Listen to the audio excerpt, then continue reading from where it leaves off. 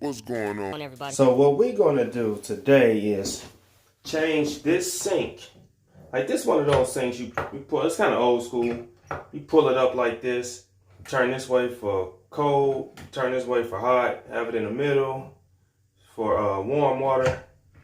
And I don't know, man, we gonna change this out. I want to be able to have a hot switch, you know, the faucet on this side and a cold nozzle on that side. So let me show you guys how to do this in case you are working on a project similar and you just want to know how to change yours out.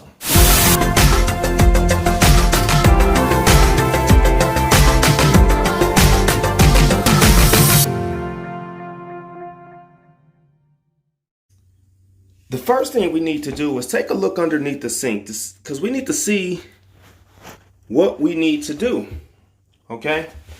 As far as the plumbing. So typically when you move into a house, you're going to have these copper lines, right? Now, I won't be able to use those on the new nozzle because it's going into one connection. This is going up into this, so it's hard for me to explain. I'm sorry, I can't hardly explain that, but let me try to show you what it looks like.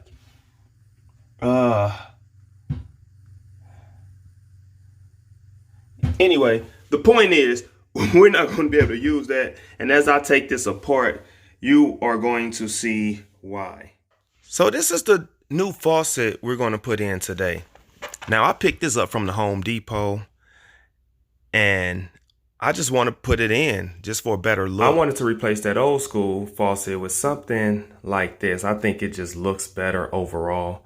So this is what we're going to put in. This is basically what comes inside the box.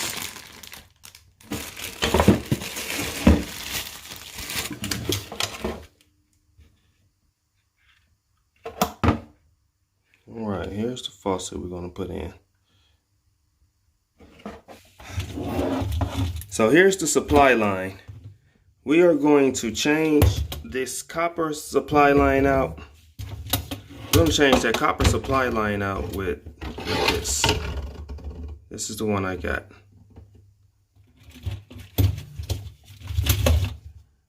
So this is what we got. Listen, the only tool we're going to need for this job is the channel lock pliers. This is the only tool we're going to need for this job. So as we look underneath the sink, what's holding the faucet down are these clamps. And there's some nuts on the end of those clamps. So let's just go ahead and take that off to loosen up that faucet. We're going to take it off on both sides. The next thing I want to do, I want to loosen up the pop-up assembly. And after that, I'm going to loosen up the supply lines.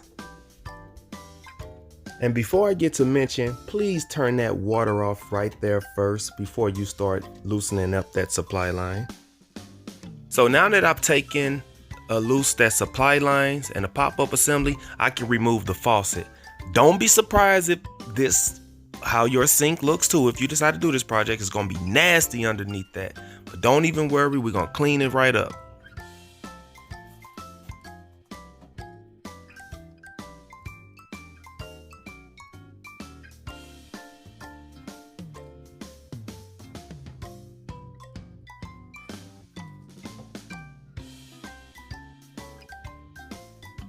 So now let's go ahead and loosen up the rest of the plumbing, like that P-trap. Let's remove all of this because we're going to replace, like this pop-up assembly, we're going to replace it and go ahead and put the new pop-up assembly in there.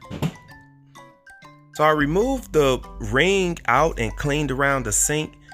Then I put the new ring in there and I put a bead of silicone around it so it can stay in place. And plus it keeps the water from going underneath it because we want the water to go through it. So at this point, all I'm doing is hand tightening the pop-up assembly to the ring Then I'm going to put the supply line on, the hot and the cold. And since I got the kind that clicks to seal, all I'm going to do is twist it until I hear a click. Now I know it's sealed. So as I begin to put this faucet in place, remember, if your sink feels uneven, put some silicone underneath that faucet at this point so you won't have any leaks. Then get the 2 nuts that comes with your faucet and screw it on there and get it nice and tight. You should be able to get it tight by hand. If not, use your channel locks.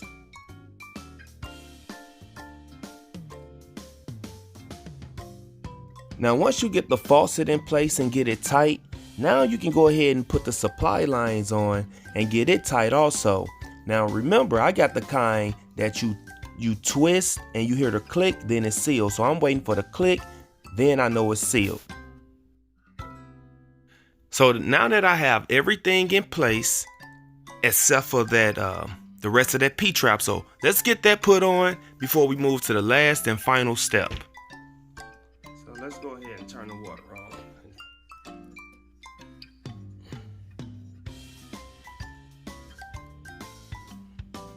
Turn the hot water on.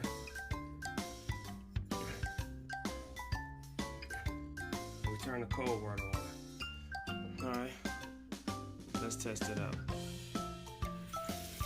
Hot water.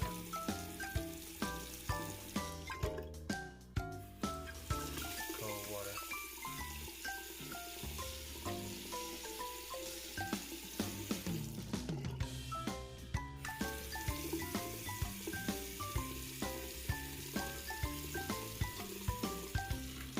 Turn that down some. Let's check the stopper.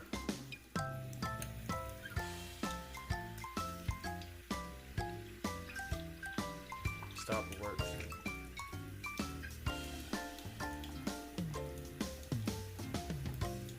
And check for leaks.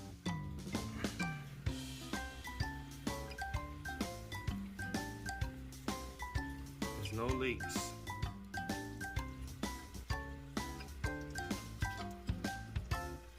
So after turning the water on, checking for leaks is your last and final step. And you want to double and triple check too, just to be safe. Hey everybody, if you like the content, go ahead and subscribe to the family, and I will talk to you in the next one. Peace.